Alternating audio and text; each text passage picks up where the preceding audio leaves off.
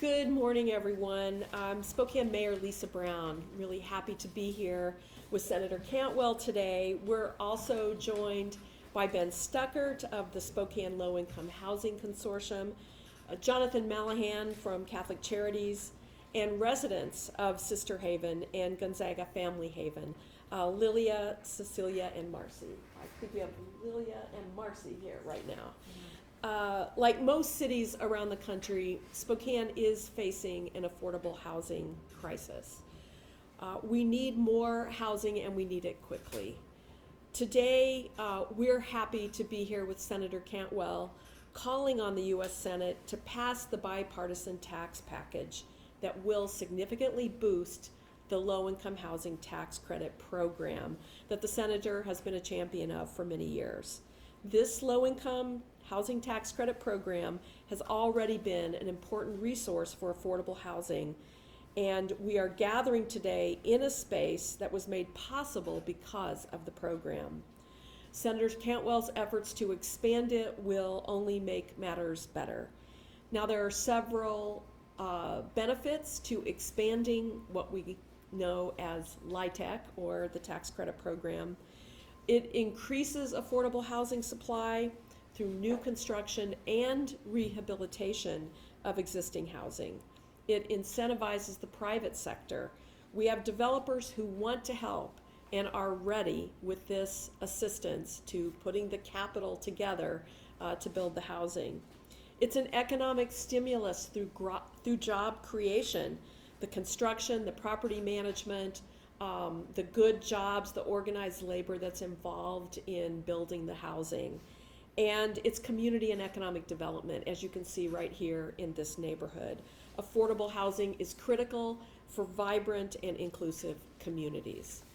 So the city is already working on our own efforts to increase affordable housing supply, and we'll have a few announcements on that in the weeks ahead, but we can't do it by ourselves. We need this legislation. It means so much to us to know that Senator Cantwell's here today advocating for this here and back in Washington, D.C. I want to thank her for her work to benefit our state, and I'm now going to pass things on to Ben Stuckert. Good morning. My name is Ben Stuckert, and I'm here representing the Spokane Low Income Housing Consortium. The Housing Consortium represents over 25 agencies in Spokane that manage, own, and have built over 7,000 low-income housing units in our region. The Housing Consortium has members that are credit unions, for-profit development companies, architects, nonprofit development companies, and we believe that everybody has the right to an affordable home. We also believe that the most credible and cost-efficient way to build more low-income housing is the Low-Income Housing Tax Credit Program. And we have Senator Cantwell to thank for all of her work on this program in the past, but most importantly for her current edition of the two provisions in the bipartisan tax package. Every year, Spokane gets low-income housing tax credit projects using one project using 9% credits. We are at a future location now that will be built by Catholic Charities in partnership with the Sailor School and others in our community. Included in Senator Cantwell's changes in return is a return of percentages to the 9% program. That will specifically mean larger projects getting funded each year in Spokane. We can expect 15 more units a year from this one small change just in Spokane alone, and thousands statewide and countrywide. And this will be happening everywhere. The other change is the bond coverage, lowering the 50% to 30% when we used to have 50% coverage on 4% projects. That all sounds like gobbledygook, and I don't really understand it, but what it means is that more projects will happen across the state, and we hope more competitive projects will happen here in Spokane using the 4% tax credit. Across the low-income housing perspective, we know two things. We need more low-income housing. There are more people on waiting lists in Spokane County than we have total units of low-income housing. If you just think about that, there are more people that need it than there are housing for all low-income individuals in Spokane County. And it is an average of 3 years on a wait list. If you do everything right, you're spending 3 years until you can get into housing. And secondly, we know that if we want to attend to the twin crises of mental health and substance abuse, which are very real issues, You need to get people into housing first. All of the data shows this to be true. And right in front of us, with Senator Cantwell's bipartisan additions, we have solutions in front of us. With the city of Spokane being led by a new mayor and Lisa Brown, focusing on building more affordable housing and getting money out the door, and our senator leading the way with changes at the federal level, we are confident that other legislators will follow their lead and get to building more housing. Thanks to everyone for having the Housing Consortium here today, and cheers to voting yes on these important measures. I'd like to now introduce Jonathan Malahan, the Chief Housing Officer for Catholic Charities. Good morning. Thank you all so much for joining us here today at Mother Teresa Haven. At Catholic Charities, our mission is to support human dignity and to serve our region's most vulnerable. Mother Teresa Haven is an example of how this one of the most important ways we fulfill this mission through providing supportive, affordable housing. Tonight, over 5,000 people across Eastern Washington will go to sleep in their homes provided by Catholic Charities. These safe, affordable homes wouldn't be possible without the Low-Income Housing Tax Credit Program, which has been responsible for the construction of over 3.5 million affordable homes since the program's inception. And over 1,700 new affordable homes will be created this year alone in Washington State because of this great program. Today, we're standing on a campus with over 384 affordable homes for families across 3 different properties, all of which have been developed with the support of the Low-Income Housing Tax Credit Program. We're excited that we'll be adding an additional 72 homes thanks to our amazing partnership with the Salish School. River Family Haven will open in just a few short months, about 20 months. We'll be welcoming new homes to their new families to their new homes. We're thankful for the support of leaders like Mayor Lisa Brown, who've helped make these projects a reality through her work leading the Department of Commerce, and who's already providing a renewed energy and focus at the City of Spokane to grow housing in our community. We're also thankful for Senator Cantwell's ongoing and longtime support of the Low-Income Housing Tax Credit Program and her leadership role in ensuring that the recent bipartisan tax bill has significant steps to increase the production of LIHTC housing.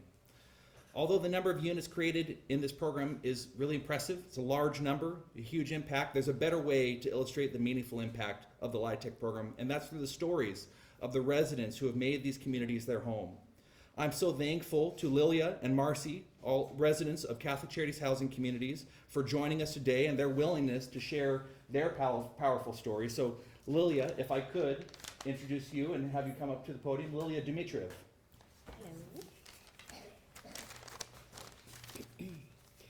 Hello, my name is Lilia Dmitriev. I am a resident here, and when I was approached to present this and speak for the residents, my mind just scrambled, like, what do I say? There's so much to share. There's so many things that have been going on, so much stories, but just a little bit about myself. So, due to religious persecution, at the age of 2, my family immigrated from the Soviet Union. And even though I grew up here in America, my life was very much immersed in the Slavic community, like culturally. And eventually at the age of 19, I got married and started having children. Well, and life wasn't always easy. In fact, it got really hard. Things got difficult in my family. But when I would reach out for help to my community, they admitted that they didn't know how to help. And unfortunately, they enabled certain behaviors which made it really hard to leave or get some sort of healing and help. So I realized that I'm going to have to find a way to do this myself, going against the grain, because they didn't really like that.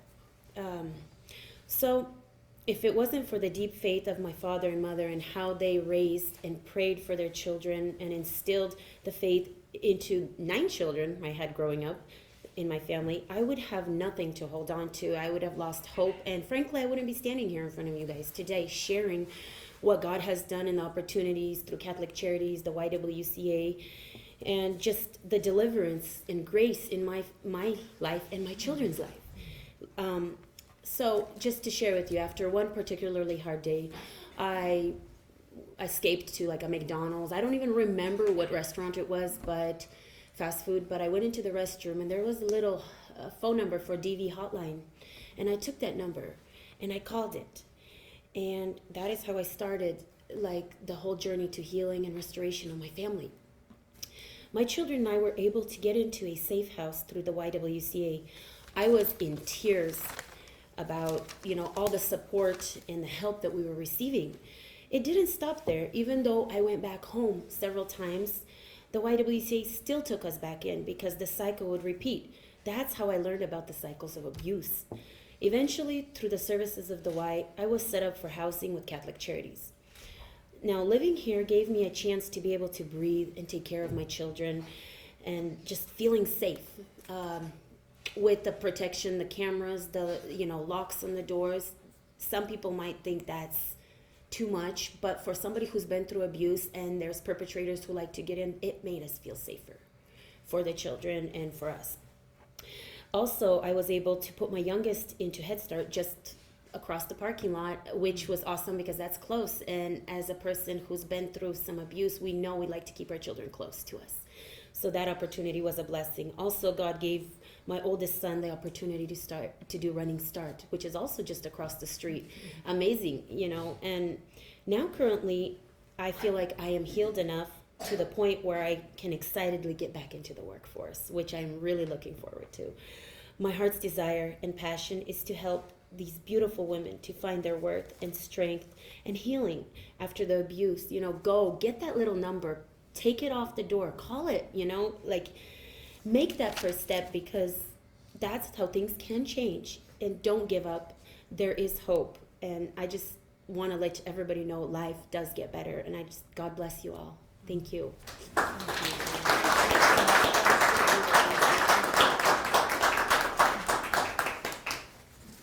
Thank you so much, Lilia.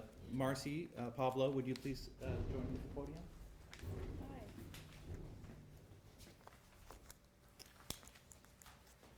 My name's Marcy, and I'm going to share a little bit of my story. It's not as cool as hers, but. So, trauma changes everyone. It's neither good or bad for me. It's shaped the person that I am today. I was about to lose my home in 2018. My life was slowly falling apart. I was scared to ask for help.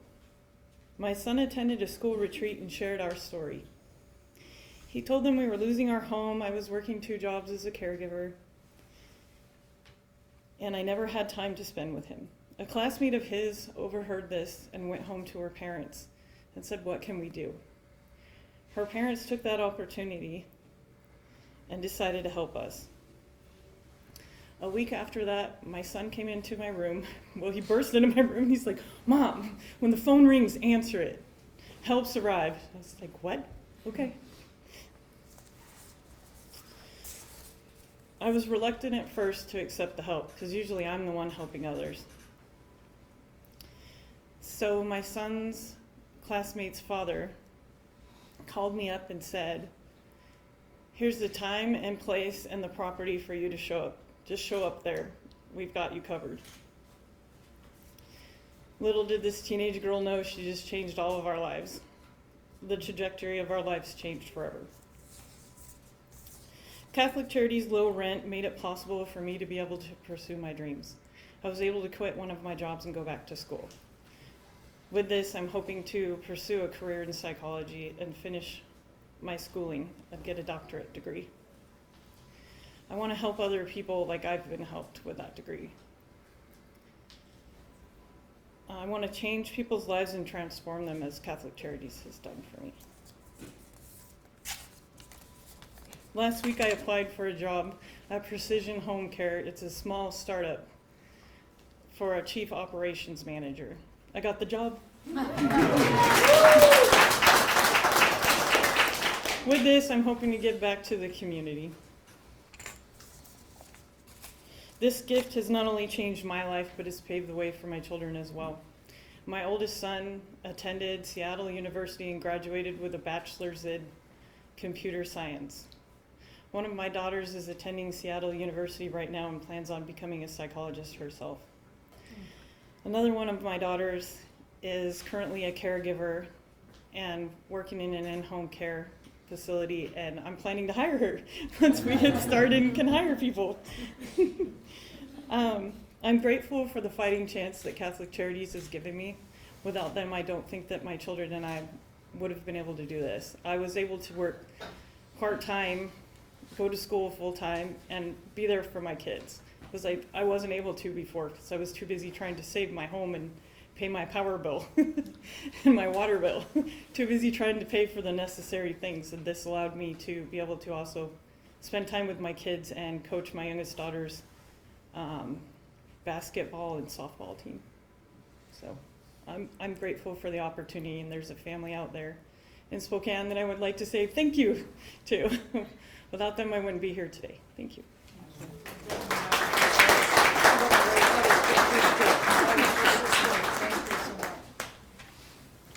Thank you so much, Lilia and Marcy. Thank you for choosing to be part of Catholic Charities Housing Communities. Thank you for your courage and sharing your stories and of strength and perseverance. I think this really exemplifies the stability that housing can help contribute to someone's lives, and you've really taken advantage of that opportunity and accomplished so much. So thank you for sharing those stories. At this time, it's my great pleasure to introduce Senator Maria Cantwell, who's been a champion of affordable housing and leading that conversation in Congress. Thank you so much, Senator. Thank you, thank you. Well, oh my gosh, do we need to get this bill passed? If those stories right there weren't enough, I wish I could take you back to Washington, D.C. and have everybody hear what stable housing does for a family, does for economic opportunity, and does for your children. So thank you, both of you, Lilia and Marcia. Thank you so much for sharing those unbelievable stories. And thank you for persevering, really. It's just about persevering. And when somebody else helped you with one essential thing, you were able to persevere. So I want to thank the mayor, obviously, for her leadership and for her support. People don't realize that when she wore that other hat at the Office of Community Development, that they play a big role in affordable housing at the Department of Commerce, so she knows all about it. That's why I know as mayor you're going to keep that going and hit the ground running. Ben, thank you so much for your leadership in your organization. You have been such a leader on these issues, and thank you. Johnny Draxler is here. He does the tax policy on this, but he was loving it when you were going over all those percentages. And there was somebody outside of him that actually understood the mechanics of how this program works, because it is a little bit complicated. But the bottom line is this, that over 95% of the affordable housing that gets built in the United States of America, that's for workforce housing, that's for veterans, that's for our individuals that we just heard, sometimes women fleeing domestic violence, or just the fact that we need more workforce in a particular community. The affordable housing tax credit builds that housing. If you don't have that tax credit, chances are you're not going to get the housing to be built. It's not affordable enough for people to take, developers to take you up on that opportunity. And so that's why, as Ben went over the national numbers, he was so articulate about why the program has built millions of units nationwide. But we've been in a battle for the last several years to say that we need to increase this number significantly. The Cantwell Young proposal was by 50%, because we have not been keeping pace with the demand. We have not built enough supply. I want to applaud Catholic Charities and thank you for being here, Jonathan, and your leadership. Catholic Charities, you find these partners in communities that help make the tax credit work.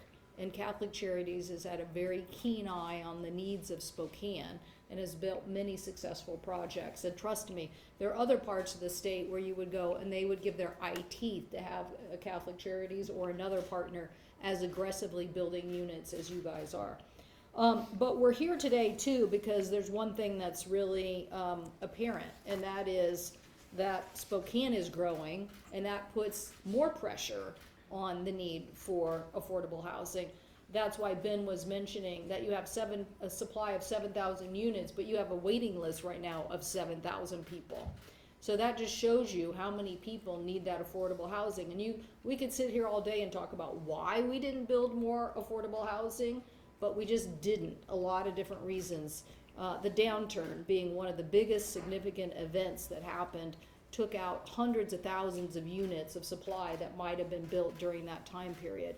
And you think about it, when you don't build supply and you are at this point where it means the difference of having supply or not. For those who are on a very fixed income, it can mean the difference between having a roof over your head and not.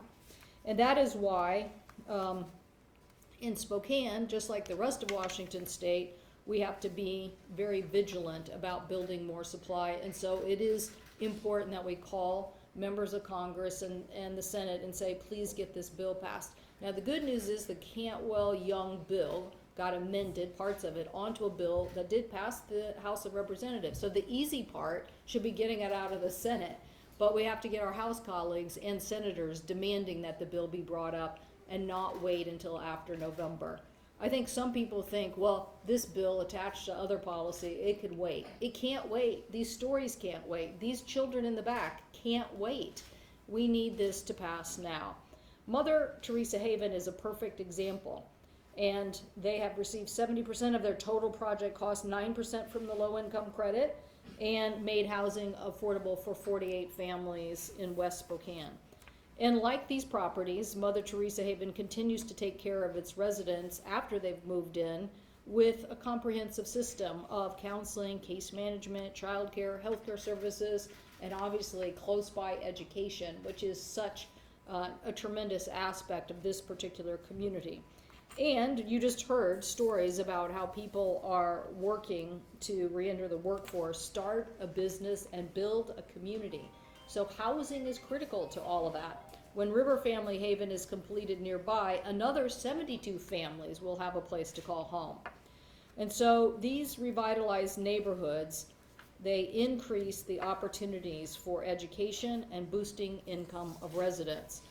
And we know that housing, as the mayor said, is also stimulative. So this investment stimulates our economy. The developers who may be here or the workforce they employ to build it, it's almost like the tax credit pays for itself in the amount of economic development that's created in building the housing and giving more opportunity.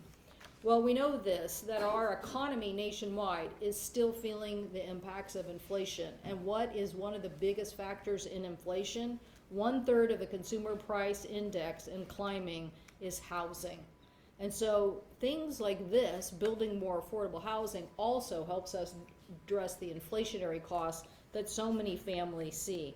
Housing accounted for more than 2/3 of all inflation, the largest driver of the 3.1 inflation rate. So when housing costs go up, so does inflation. So as I said, we have a solution. It's very close, but we really need to push it over the top. It's like we're kind of right there on the bottom of Doomsday Hill. We just need to get over the top. We need a little extra boost here to get over the top of Doomsday Hill. So we need to do our part. And if we do, we will build over 200,000 new units nationwide in the next 2 years. And we will build 7,000 additional units to the 10,000 we would normally be building here in Washington State over the next 2 years. So that would be a real boost into the arm of our state, to these residents, to our economy and families. I thank my Republican colleague Todd Young from Indiana for helping introduce this legislation. We have over 248 members of Congress, nearly half of the entire Congress sponsored this legislation, an equal number of Republican and Democrats, so this is a bipartisan issue. And now we just need the Senate to do its job and to work together to say to people, we need to get this done now. So I want to thank everybody for being here today and sharing their stories. I know sometimes these stories are not easy to share, but they do represent a story about a way to a better path. And really, as many people have always said, you can't solve most problems if you don't have a roof over someone's head. And building more affordable housing is going to solve a lot of problems by putting a roof over someone's head. Thank you very, very much.